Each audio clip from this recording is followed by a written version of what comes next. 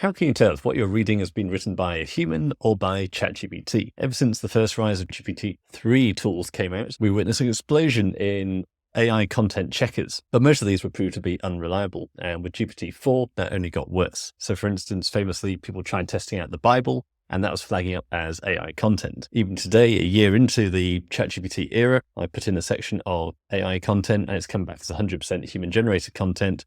I tested a section of Bible on this, and that came out as 96% human content. But I'm sure you're very aware that as you've been using ChatGPT, you are witnessing certain phrases repeated and certain words repeated. So my favorite one, or most annoying one, is always in the vast digital landscape, in the digital age, in the something landscape. And so while a lot of these tools are struggling to detect AI content, once you spot a few of these trigger words, it all adds up to an overall picture. So I put these all into a spreadsheet. I've aggregated them from around the internet, and I'll be adding these to my SEO Jesus Ranking Revelations newsletter. So just Google SEO Jesus, click on the Ranking Revelations newsletter button at the top, and sign up here. In the welcome email, I will send you this full list of footprint keywords, as well as a load of other bonuses, free chapters from my book, other bonuses from previous videos. Now, what this will allow you to do is, if you notice a couple of these in the same text, then that's a good giveaway that what you're reading is AI content. Now, I don't have a problem with that. I'm using AI all the time. It ranks perfectly well in Google. For my purposes, it works really well. I still say you're much better off blasting out ChatGPT content, getting those pages indexed, and you can always improve them down the line rather than not taking action and not publishing anything. However, I think it's still important to have some sort of accountability there, especially if you're outsourcing at all. If you're using a freelancer or an agency, and does what you're getting align with what they're promised? If you're getting AI content, I think you should be paying for AI content. I don't believe in people selling human content that's actually written by AI. And with these trigger words, you can quite quickly find that out. But like I say, generally very pro AI. We include AI content in my agency. We are primarily a link building agency, because that's the number one struggle with ranking on Google for most businesses. But the fact is, links don't work if your content isn't up to scratch, or you're missing your topical authority. So when you start with us, we aim to actually complete your topical authority, improve your existing content, and add any additional pages we think is necessary before we start building the links to give those links the best chance of actually giving you ROI. If you are interested in that, then there is a sign-up form on the website as well. If you click on apply, places are quite limited, but if you apply today, then you'll join the waiting list and be notified when we have a space. Now, if we look at the actual footprints, it used to be that as an AI language model was a popular one. But for one thing, ChatGPT have now phased that out. ChatGPT no longer says I am an AI language model, but also loads of people found this and were reporting on it. So now Google is full of all these people talking about this key phrase,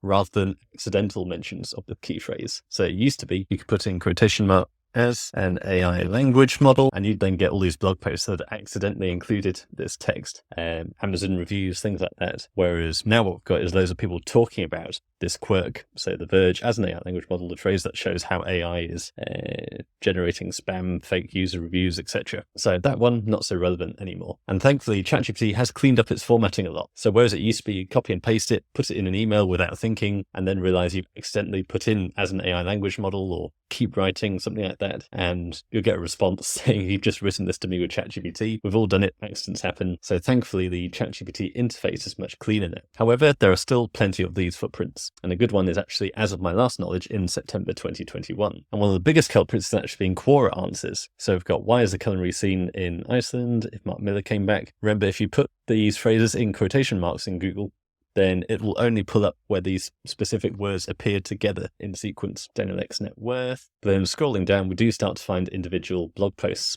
So I found this Rohit Sharma age profile news. And once you're on the page, you can just do Control F. In this case, we're looking at September. And there it is. As of my last knowledge, in September 2021, Rohit continued to be part of the Indian cricket team. And this is fine. I'm not looking to catch this site out. This content could well rank. Remember, whether or not your content is AI isn't really that much of a problem compared to all the other work you should be doing. If you're using ChatGPT effectively, you can definitely rank that page. And that's what we're doing all the time. But again, if you paid $200 for this blog post, then that could be a flag that you're just getting 10 minutes work with AI. But like I say, one of the ones that always gets me is in this digital landscape, or in this digital age, this era. So here I've just searched in this digital landscape, gone down, and I've actually found a LinkedIn post, and it goes, in today's fast-paced, technology-driven world, yada, yada, yada. Now, what you'll actually find is once you've found one trigger word, you'll start identifying the others. So it is essential to understand. So like I say, once you've found one trigger, you'll generally start coming across all the others. Once you start looking for it, they stand out quite badly. So just formatting-wise, you can see the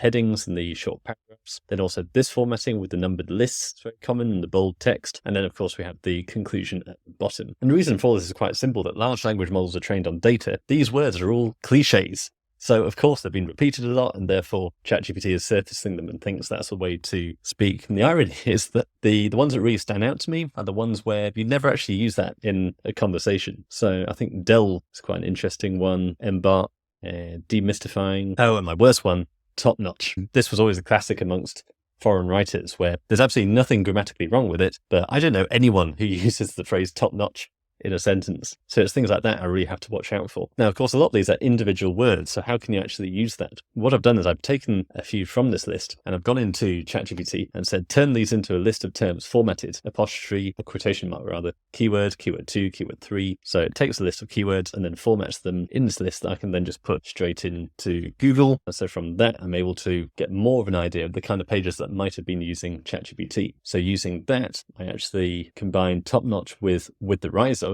And from that, I was able to find this data recovery website. So we have introduction already, just formatting wise, this looks very ChatGPT. So in the digital age, so you can see these just on the meta description, the preview on Google. So it says, and with the rise of cloud-based solutions, that's why it's essential to choose a reputable provider with top-notch security. So that's already sparking interest. So formatting-wise, we've got the numbered list in this blog post. That's a classic one. That's why it is essential to choose a reputable provider. Another one. Conjunctions are a big one as well. Another downside is the potential. And then another important factor to consider when contemplating. So again, classic patterns. And then I came down here, we've got the conclusion.